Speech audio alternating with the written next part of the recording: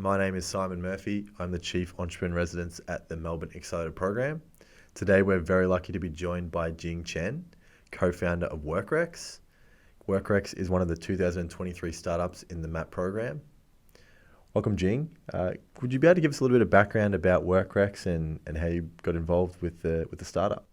Well, WorkRex actually stemmed from a personal problem that I was facing a couple of years ago.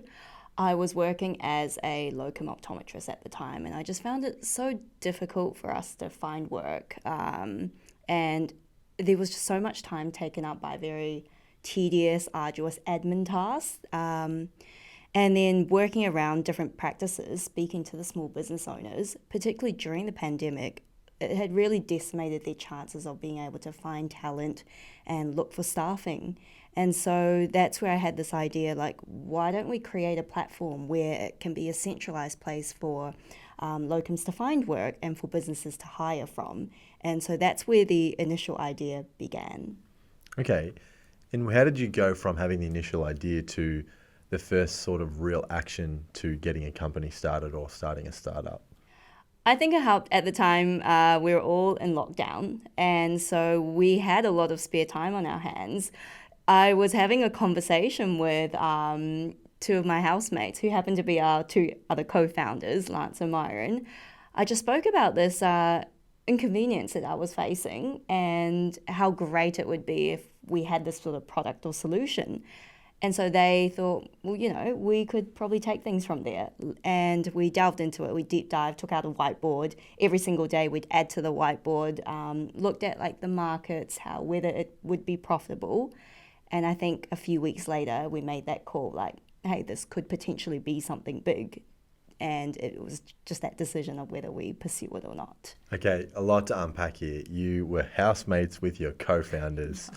This lent itself to probably an interesting reality TV show, but I think there's a lot that we're going to have to unpack in here.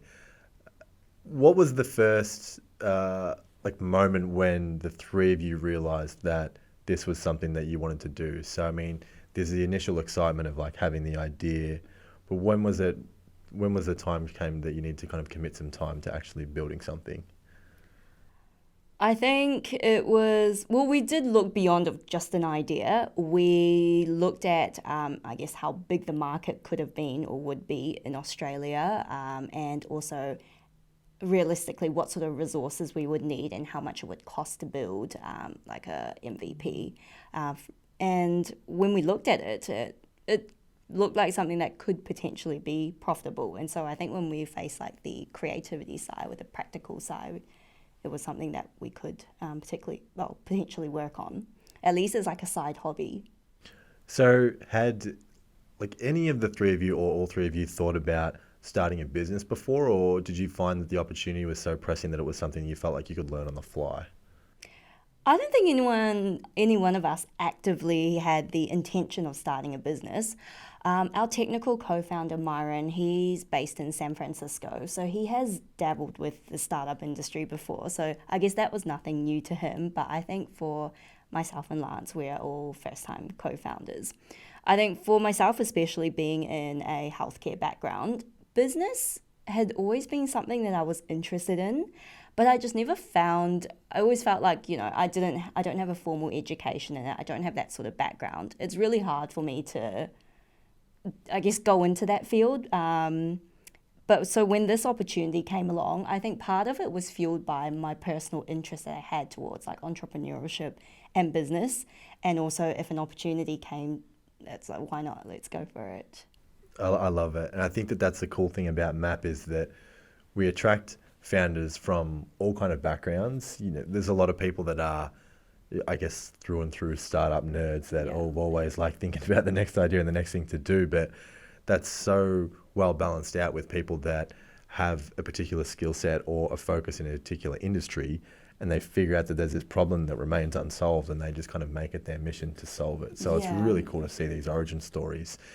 Tell me about some of the interesting dynamics of starting a startup with your housemates, because I think one of the great things about having co-founders is generally at the end of the workday you can go home. Obviously we're all online kind of 24/7, but what were some of the interesting things about living with people that you were going to be doing a lot of work with?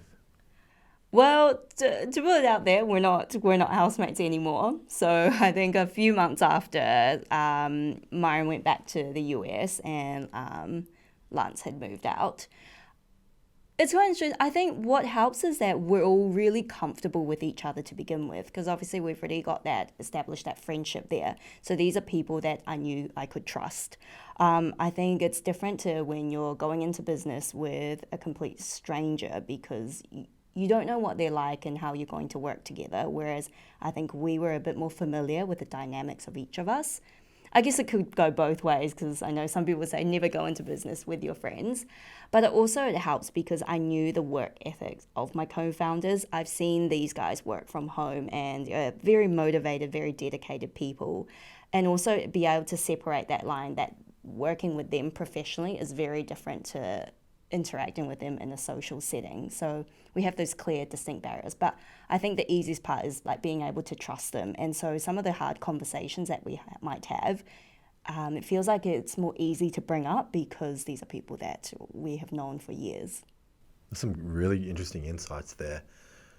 So you've got the idea. There's clearly an interesting balance between the co-founders.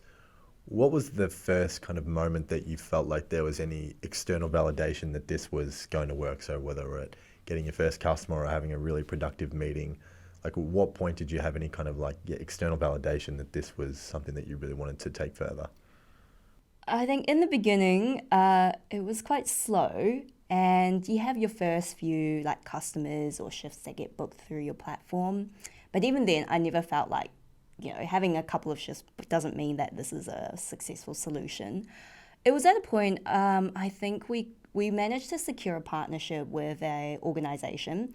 I think they're a collective of over 450 independent optometry practices around Australia that signed on to use our platform. And I think to put into perspective, there's about 3,300 optometry practices in Australia. So that was almost 15% of them. And so that was like a huge deal for us. And I think it just solidified that, this is a problem that is faced by all these practices nationwide, and our solution is something that can solve this problem for them. Yeah, amazing. And once you kind of had it out there in the world, what were sort of some of the unexpected learnings that you had? I mean, obviously you have a vision of how you think it's going to be received in the market and how it's going to grow. What were things that you didn't expect, maybe good and bad? Well, for us, so I think we're also a little bit biased. When we come out with a product, we think, this is going to work. Everyone's going to adopt it. It's great. Like, why wouldn't they? They have nothing to lose. But a lot of the early days, there was a lot of cold calls and outreach to businesses. And I don't think anything could have prepared me for the amount of no's we got. And I know that it's nothing personal, but after hearing like no after no after no, it kind of hurts. It's incredibly deflating. Yeah. And so I think it just, again, the success wasn't there at the beginning. We went through like more no's, like 10 times more no's than yeses, before. So yeah, I don't think I was prepared for the amount of rejection we were going to get. I knew this wasn't going to be successful off the bat, but I think it was like to 99 no's, there's just one yes that comes through. What kept you going in the midst of all of that rejection? I think I've always got in the back of my mind that it's not easy to start and build a business, and no successful business that we see have an overnight success story. Everyone went through like a really grueling and challenging moments. Like it's going to be a really, really slow burn at the beginning. And so I think what separates a potentially successful business is the founders that persevere through the hard times. I think one of my favorite podcasts to listen to is How I Built This. And Guy Raz, the host, every episode he has a different founder of a business on it. And when you hear their stories about how they start and built up their business, it just makes you think like, wow, no one had it easy. And so I think the experiences that we face is not like it's shared amongst every business starter. Like I'm sure you yourself would know that as well. So I think it's just I always have the bigger picture in mind, and I know that it's not always smooth. There's always going to be ups and downs, but it's like persevering through it. That's a really astute way to approach it. I guess anticipating that it's going to be a lot of friction and a lot of, I guess, a lot of opposition to what you're doing. And it's funny, isn't it? When you have this idea, you think it's amazing, and then you kind of get it out to people, and really nobody does care at the start. You really kind of have to show them that you can provide them value, which can be really challenging. What were some of the early moments when you really started to see the belief of the team change that this was something that you could do? Unless you're still trying to find that belief. I think it's also it's like what's really great is being a startup founder. You have this drive and this passion towards your product that it's really hard to find when you're working for someone else. And so you've got that sort of personal determination to work on this thing, and being able to make some of the decisions very quickly as well and action things. It's really rewarding, and part of that is a huge driver to why we work hard towards our business too. That's a great answer. What were some of the sacrifices that you had to make? I mean, you spoke about how it's a lot more fulfilling and rewarding working for a startup or something that you kind of own yourself. What were some of the sacrifices or things that you had to do differently that, maybe weren't so prevalent when you had a normal or typical job? Definitely were sacrifices, because we were still working full-time jobs when we started. And so we've got a finite amount of time in a day, like 24 hours. At least 9 of that is going towards my day job. Then you've got to add on all of your relationships, your friends, and also your personal time. And unfortunately, we all need sleep as well. So often we found that one of the first things to go is personal time just goes. And then sleep obviously suffers as well. And then you start cutting back on social times that you can spend with your friends. I couldn't be as spontaneous. Someone just asked me out and be like, oh, no, sorry, I have to work towards these things. And so, it's definitely the time part that goes. Most of the time I'd finish my day job, come home, and it's straight into working on the startup. And it just, sometimes I felt like there was no end to it as well. Like, it doesn't get any easier, I don't know. Yeah. So a lot of, I think I really enjoy going on walks and being able to listen to podcasts. And I just felt for 6 months or so, all of my subscriptions, I were because podcasts come out weekly, fortnightly, they were just stacking up because I haven't had the time to go through and listen to them. Yeah. I can relate. I think walking is like a little bit of a good life hack just to kind of de-stress and get your bearings back when, your day-to-day becomes pretty stressful. It's interesting that you said that the co-founders, you weren't really looking to start a business, and then this was kind of an opportunistic thing that came along. Do you have any specific ways that you want to build the company and the culture, that have anything related to sort of your background and experience, or do you have any specific thoughts on what type of company that you want to build in isolation of the product and customers? What do you want that internal culture to be like, and what the team's working towards? Well, we've never, to be honest, I don't think we've ever thought so far about to have hiring externally and to having a team. But I think obviously we want everyone to be really comfortable with each other. We want to cultivate a very a comfortable and safe workspace for everyone. That we want, if people have ideas or if they don't like a way things are being done, that they feel comfortable to bring that up. We want people to feel like we're open to listening to new ideas, new feedback, or different perspectives on things. And I think that's also been a great point with our co-founder relationship, is that often with the 3 of us, often 2 of us would take we'd agree on one thing, but the third person will always feel comfortable to sort of challenge that. I think a great thing that we learned from, I think Brian from MAP a few weeks ago, is that with any big decision that you're making, argue both sides of the argument. And so we want our team, if we have team, to feel comfortable with, if they have something or they think things could be done a different way, to be comfortable with bringing that up with us. And I think it's also important to have fun outside of work as well. So have moments where you can catch up with your team, but not talk about work. Yeah, absolutely. And I guess that's an interesting point. What's the relationship been like on a personal level with the co-founders kind of outside of work? How has that evolved since you started the business? Look, I think it's something that we're still working on, inevitably. Even though if we go out, sometimes there'll just be like a quick comment that sneaks in about work, like, oh hey, just by the way, with this meeting, so and so. So we don't exactly we haven't been able to separate out those two sides. That's a kind of a good thing. It means that you enjoy work and you're excited about it, and it Yeah. is like I think work and life really blends together It when your work becomes such a big part of your life. Yeah, for sure.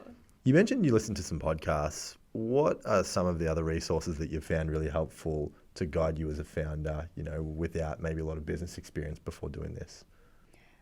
I think, well, yeah. So I like information in audio form. So podcasts have generally been my go-to. YouTube is another one of them where people conduct interviews in a setting like this. And what's great about that, watching a video, is like to see people's interaction and their expressions, which can say a lot as well. I think I've also learned a lot through my co-founders as well. So Lance obviously has his background is a lot more like well versed in this field, and so often when we're thinking about or like conceptualizing ideas, I'm able to learn a lot from talking through him as well. And of course, with MAP, I have learned so much in the past like 3 months of being here. I think every Tuesday with all the different talks that we have, everyone has been everyone who's presented, I've taken away a lot from it, and I think these are learnings that I'll take with me, not just for the start, but probably for it's applicable for a lot of things that we do in life as well. So it's been a combination of like, yeah, podcasts, YouTube, so interviews with people and my co-founders, and yeah, MAP as well. Yeah. So is learning like a really conscious approach of part of the work? Because I know obviously you can do basically an infinite amount of time spent on the business. Do you deliberately allocate a certain set amount of time each week or each month to learn new things, or is it just kind of ad hoc? You run into a problem or something you want to learn more about, you'll jump into a podcast or a YouTube video or an article or something like that? Right now, it's definitely more ad hoc. It's that question of I don't know what I don't know, or what I don't know. There's just so much of I don't know where to start. But because I'm learning so much as we go along, often. Every week there'll be some new challenge that comes up that I would have to go and look more, research deeper into, and so that's been enough to drive me to, I guess, learn as I go. And what role have mentors played with you? Maybe if there was some before you had MAP and now you're in MAP and mentoring is a big part of the program. How do you find mentors that you think are a good fit to work with, and how have they helped you grow the business? Mentors have been great. So like the entrepreneurs and residents that we've had at MAP, and even just yourself, Jackson Marina, I think it's usually as business owners, we're the ones making the decisions. And a lot of the times it's very easy to just think, oh, this idea must be right. So we action it. So mentors have been really helpful into helping us see the bigger picture, and I think they just offer really invaluable insight and perspective on any challenges or decisions that we're making. And so far, I think I really enjoy like being able to talk to different mentors as well, who come from different backgrounds with different experiences, because everyone is able to offer like a different perspective or insight on things, and the more you get, the broader that we see the picture, and maybe it allows us to think of things that we hadn't considered before.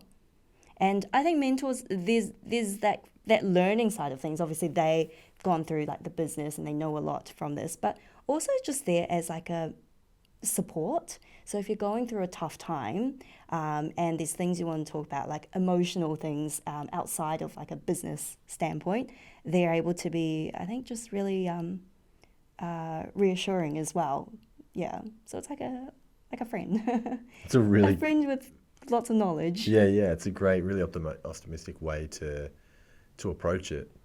When it comes to the vision that you have for WorkRex, I know early stage startups, the methodology that you use to solve the problem changes a lot.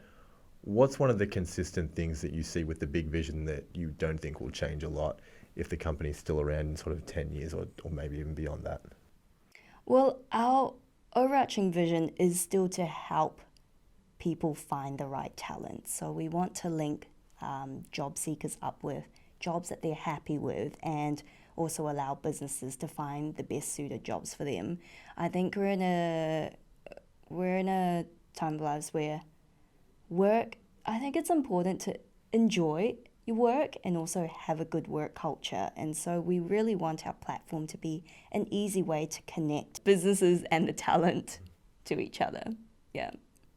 Yeah, cool.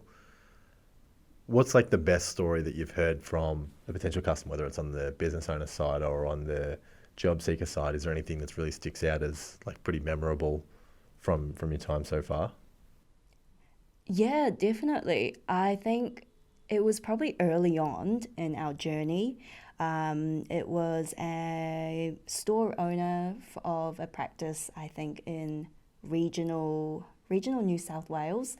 We were able to find her cover for a shift, and she was just so grateful.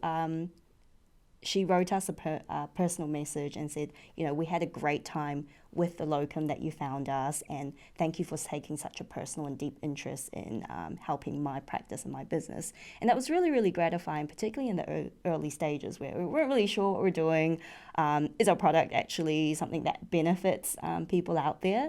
So that was a memorable one.